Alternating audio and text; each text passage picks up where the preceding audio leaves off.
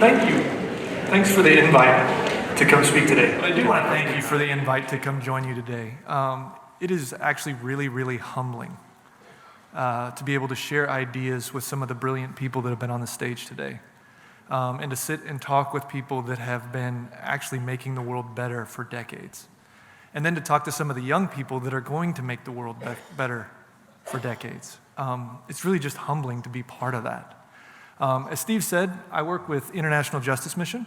I'm currently the Vice President of Global Strategy and Execution, which is the most non-descriptive title in the history of titles. I just took that job. I've been in the field for the last 8 years. I spent a year in Sri Lanka as our legal liaison to Sri Lanka. I spent 5 years in Uganda as our field office director there in Kampala, and then 2 years in the Philippines as our national director overseeing operations in Cebu, Manila, and Angeles City. For those of you who are not familiar with the work of International Justice Mission, I'm not sure where to point this. There we go. IJM, thank you. IJM is a global human rights organization, and our mission is to protect the poor from violence. And we do that by working with local authorities to rescue individual victims, hold their abusers accountable through the criminal justice system, restore survivors to safety and strength, and ultimately to work with law enforcement to reform the public justice system so that it will create a safe future for those who, because of their poverty, actually live outside of the protection of the law. As Ashish said this morning in our opening general session, promoting peace is more than the absence of war and armed conflict. At IJM, we could not agree with that more. To truly bring about peace, we must address the everyday violence that plagues millions and millions of the world's poor today. Because the truth is, even in the absence of war and armed conflict,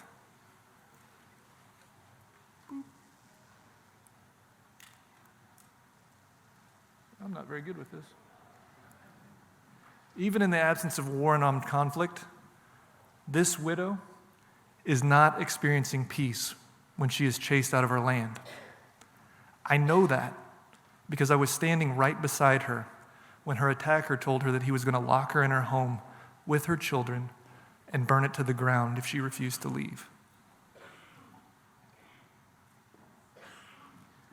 This young girl from Bolivia is not at peace when she drops out of school because she's afraid to walk to school because she's been repeatedly raped by someone in her neighborhood.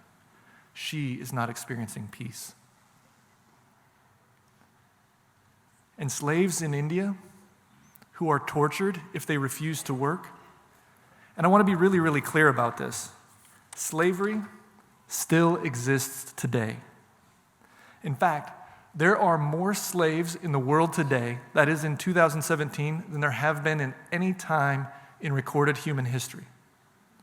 The best estimates are that there are somewhere between 45 and 46 million slaves in the world today. That is 20% more people than the population of the state of California. That is 4 times more slaves than were transported from Africa across the Atlantic over 400 years in the transatlantic slave trade. That's today, 2017. And when I say slavery, I'm not talking about some sort of metaphor for slavery or that people work in slave-like conditions or they don't get paid enough. I'm talking about, because I've seen it with my own eyes, the brutal, one human owning another human form of slavery. Those slaves and those little girls and those widows, they do not experience peace because they experience violence.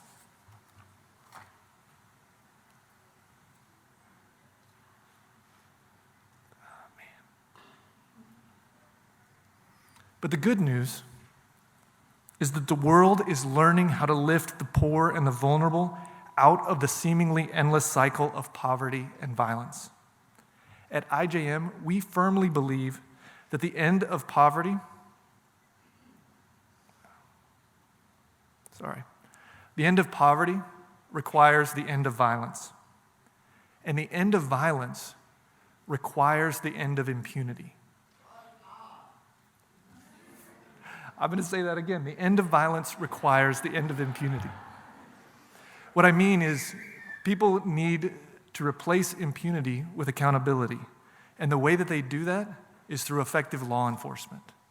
So if the end of poverty requires the end of violence, and the end of violence requires the end of impunity, and the end of impunity requires effective law enforcement, then in order to create peace, we need to invest in law enforcement. As we have developed our intervention model over the course of the last 2 decades, we have found that when law enforcement consistently holds violent offenders accountable for their crimes, the abuse of the poor and the vulnerable stops. We have also found that when the abuse of the poor and vulnerable stops, you actually find peace. And sometimes you find joy, even in places where you never thought it was possible.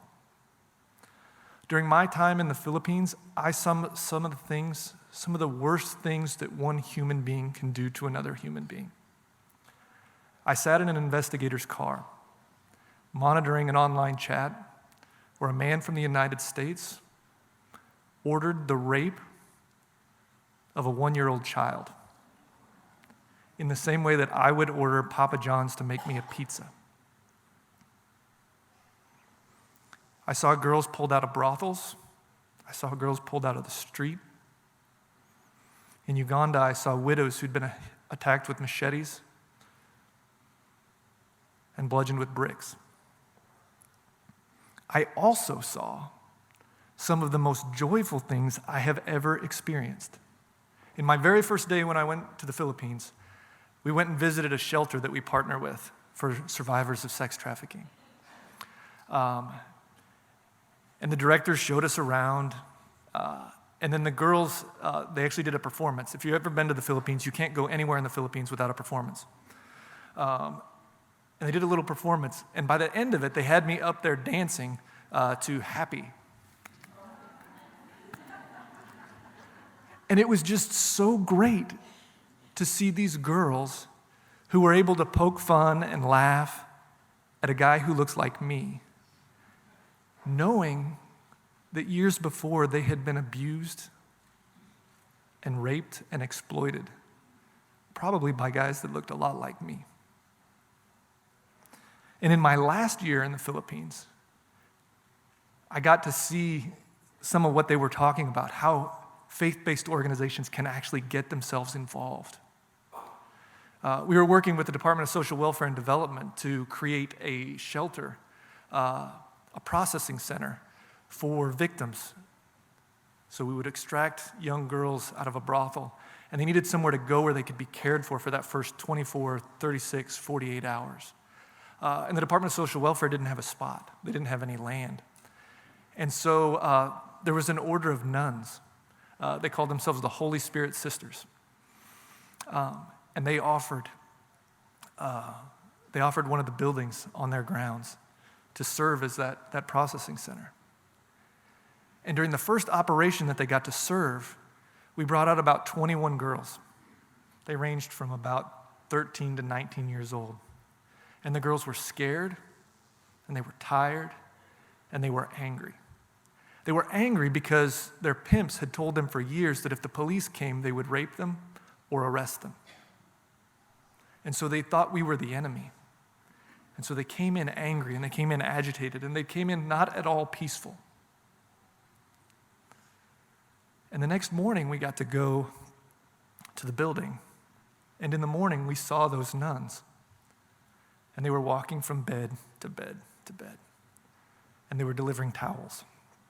And they were delivering bread. And they were delivering rice.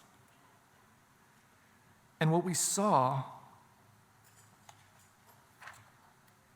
was peace in those young girls' lives in a way that it hadn't been there before. They almost melted as they began to rest in the peace that comes from the realization that these women were there to help them and not to harm them. And it was awesome. When law enforcement consistently holds violent offenders accountable for their crimes, the abuse stops. And when the abuse of the poor and the vulnerable stops, children like them are able to experience real peace. The way that I look at it is that the protection of the law is a lot like the protection of a vaccine. A vaccine has tremendous power to protect people from disease. You all are Rotarians. You know more about vaccines than pretty much anybody in the whole wide world. You know that a vaccine can save hundreds, thousands, and even millions of lives because you've seen it and you've done it yourselves. All right, quick disclaimer. You also know that some vaccines are taken orally and don't need a big scary needle like this. But it doesn't really help the analogy, so I'm going to go with it. A vaccine only works miracles if you can get it into the bloodstream of the person who needs it. A vaccine sitting in a laboratory, on a shipping dock, or in a warehouse like this does absolutely nothing to save a person's life. In fact, a man standing in a warehouse like this that's full of perfectly good vaccines is not protected at all if he lacks the needle that is needed to administer them. And ultimately, that man will still die of the disease that those vaccines were meant to protect him from. The same is true of the law. The law has tremendous power to protect the poor and the vulnerable from predators who would enslave, exploit, and abuse them.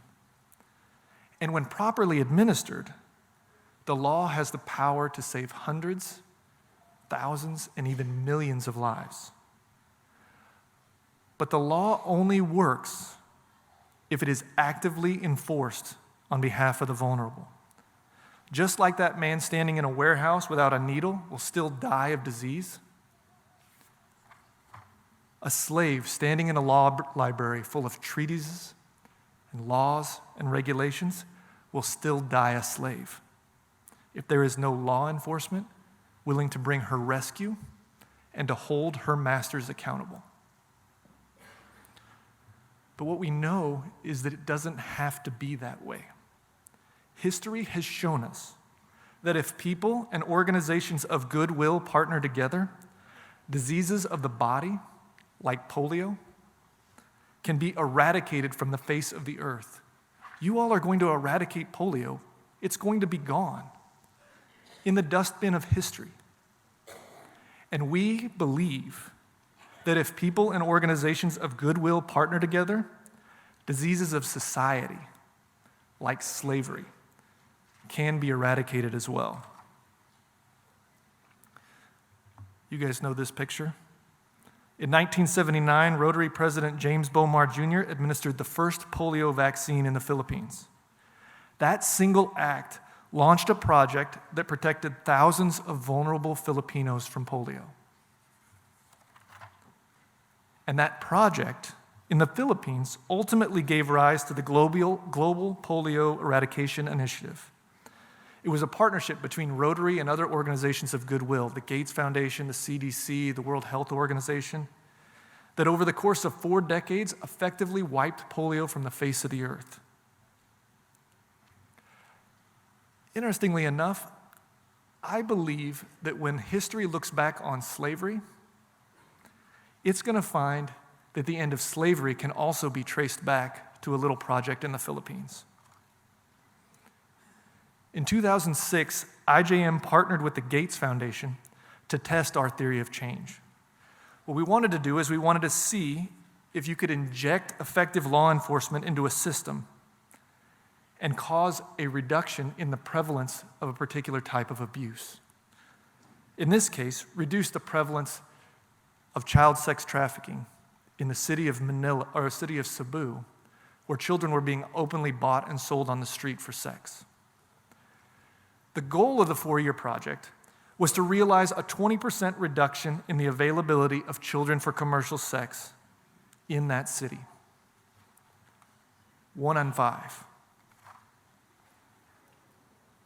And so, with generous support from the Gates Foundation, for the next 4 years, we administered the vaccine.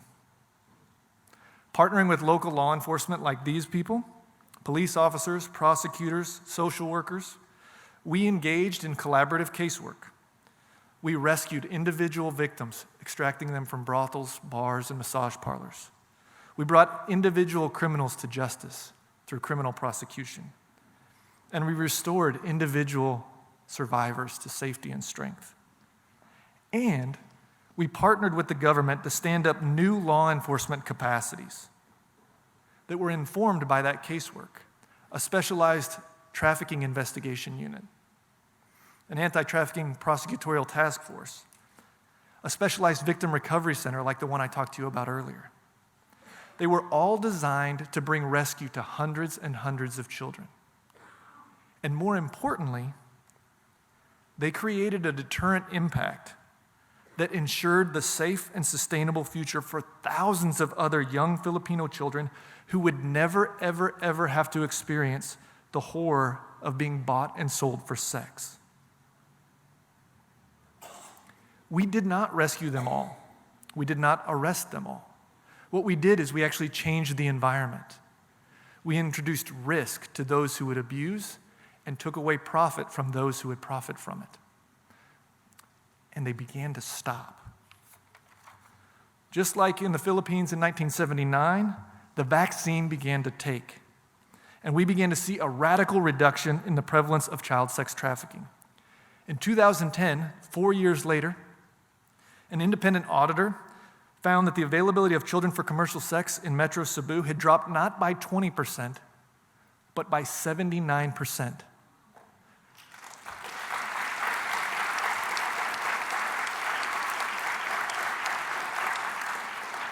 This morning, I can't remember who it was, but they were talking about a communication in the 1980s where they said, the vaccine has a 90% success rate.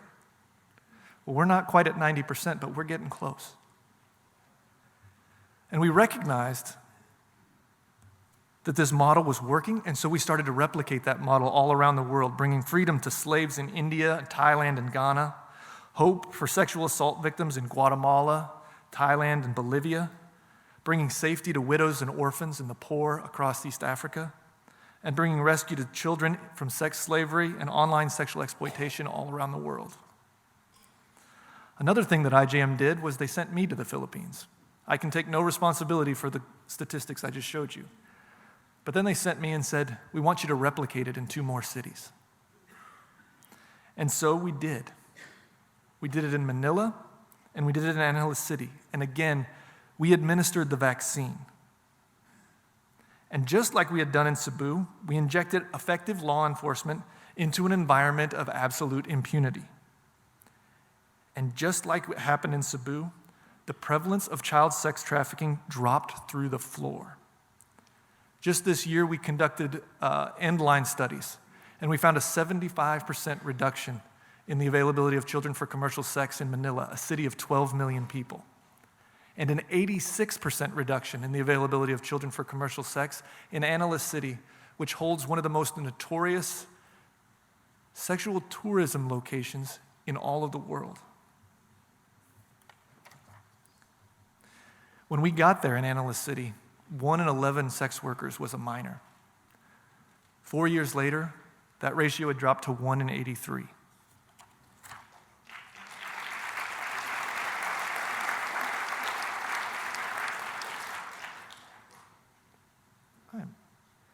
Our vision at IJM over the course of the last 10 years has been to rescue thousands, protect millions, and prove that justice for the poor is possible. And over the course of the last 10 years, we have rescued 33,000 individuals. We have protected over 3 million people from violent abuse. And we have proven in city after city and country after country that justice is possible. And now, as we look to the future, we want to partner with others of goodwill, others like you, to create a global movement that will make justice for the poor unstoppable. And right now, we believe that it is a time in history where that is actually possible. In December of last year, President Obama signed legislation creating the End Modern Slavery Initiative.